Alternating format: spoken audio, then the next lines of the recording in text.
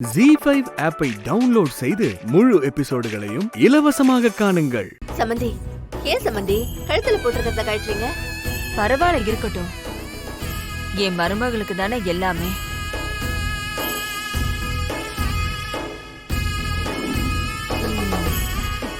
இப்பதான் இந்த நெக்லஸுக்கே அழகு.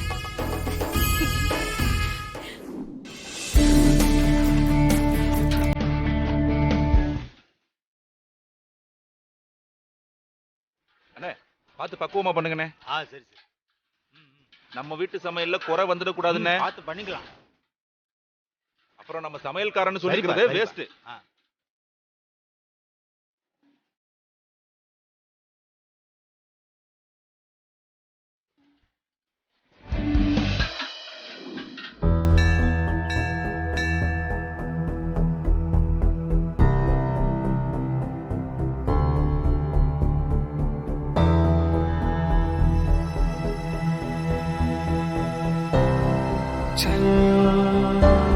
ஏன்டா அங்கே சும்மா வளர்ந்துட்டு இருந்த செடியை பிடிங்கிட்டு வந்து இங்கே தூக்கி வீசுற?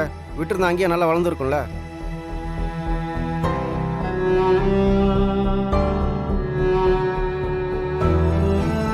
டேய், இப்போ எதுக்காக இப்படி உம்முன்னு உட்காந்துட்டு இருக்க?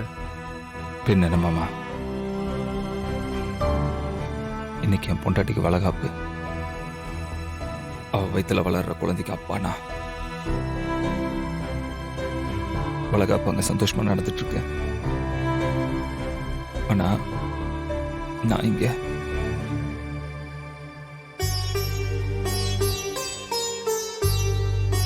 என்னால முடியலையா? தலை சுத்துற மாதிரி இருக்கு.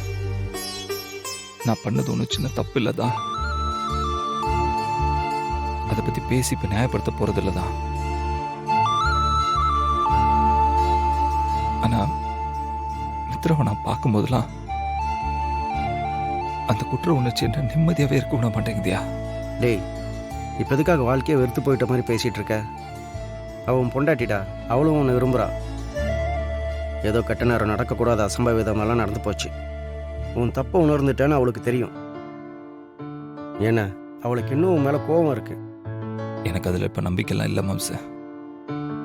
சில விஷயங்கள் நடக்கும் நடக்காது நம்ம உள் மனசு சொல்லும்ல. மித்ராவுக்கு நான் பண்ண தப்புக்கு அவ என்ன மன்னிச்சு கிட்ட கூட சேர்த்துக்க மாட்டான்னு தோணுது மாம்ச.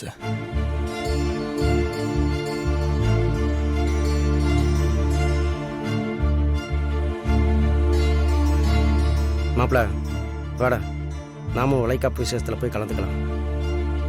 எப்படியே இருக்காதுடா, சொன்னா கேளு. அவள் வயிற்றுல வளரும் குழந்தைக்காகவாவது வா. இல்லை மாம்ச, அது சரிப்பட்டு வராது. அவளாவது நிம்மதியாக இருந்துட்டு போட்டோம். எதவங்கிட்ட போகணும்னு ஆசைப்படுவேன், வாடான்னு கூப்பிட்டா அவன் நிம்மதி கட்டுரும் வேணாம்ப. ஆனால் ஒன்றும் மாப்பிள்ள, நீ வேணா பாரு, என்னைக்காவது ஒரு நாள் உன்னை மன்னிப்பா. அந்த நம்பிக்கை எனக்கு இருக்குடா.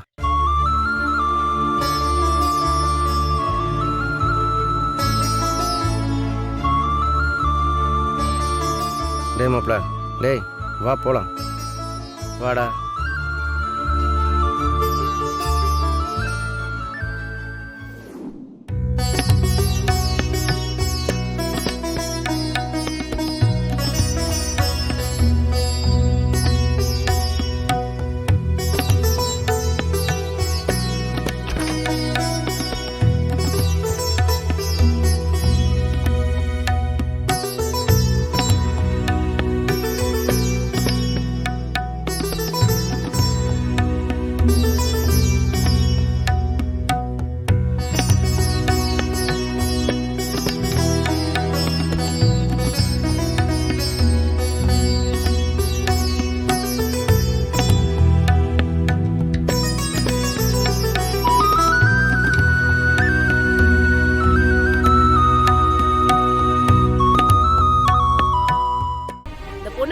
வாழ்ந்தா எங்களுக்கு என்ன, வாழாவட்டியா போனா எங்களுக்கு என்ன?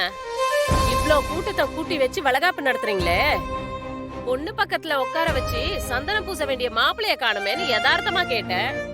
இதுக்கு போய் இவ்ளோ பெரிய பொய்ய அவுத்து விடுறீங்க. பொய்யா? ஆமா, பொய் தான். இப்பதான் வர வழியில கோவில்ல பார்த்தேன். மாப்பிள்ள அங்கதான் நின்னுட்டு இருந்தாரு, அதுக்குள்ள வெளிநாட்டுல இருக்காருன்னு சொல்றீங்க?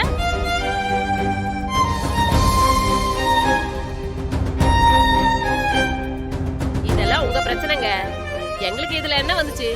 இருந்தாலும் சடங்கு சம்பிரதாயத்துல ஒரு குறை இருந்து அதனால நாளைக்கு உங்களுக்கு ஏதாவது பிரச்சனை வந்துச்சுன்னா என்ன பண்றதுன்னு ஒரு ஆதங்கத்துல சொன்னேன்.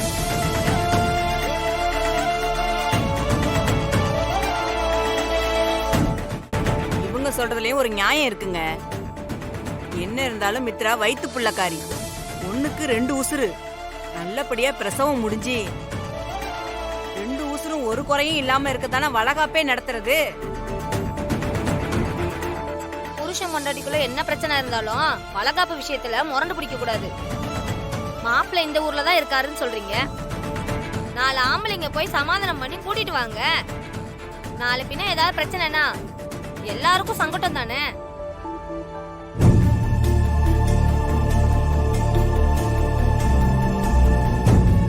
அதெல்லாம் தேவையில்லை. அதான் டாக்டர் வாசுகி அம்மாவும் இருக்காங்கல்ல, எனக்கு அதுவே போதும். நீங்க ஆக வேண்டியதை பாருங்க. Mitra, hello, excuse me.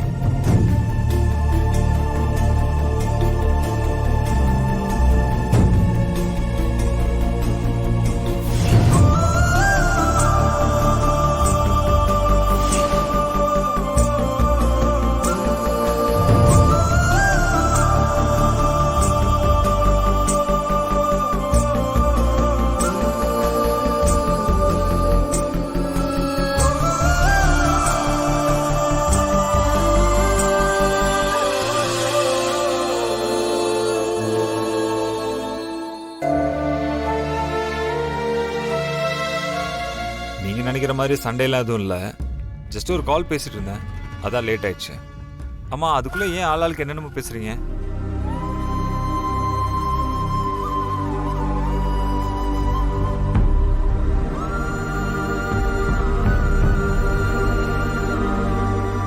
என்ன வில்லேஜ் கிராஸ் டாக்கிங் லேடிஸ், மாப்பிள்ளை வந்துட்டார்ல. உங்களுக்கு ஒன்றும் ஆட்சேபம் இல்லையே, இப்போ சந்தோஷமா? டபுள் சந்தோஷம்பா. நான் பேசினது யாருக்காச்சும் வருத்தம் இருந்ததுன்னா அதுக்காக நான் மன்னிப்பு கேட்டுக்கிறேன். என்ன மன்னிச்சிருங்க.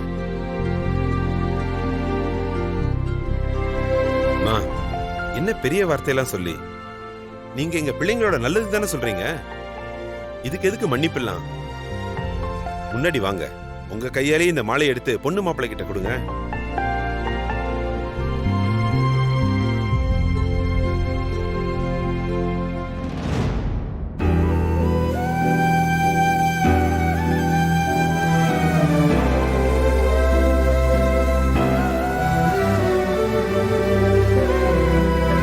மாலைய போடுங்க மாப்பிள்ள, ஒண்ணும் இல்ல போடுங்க.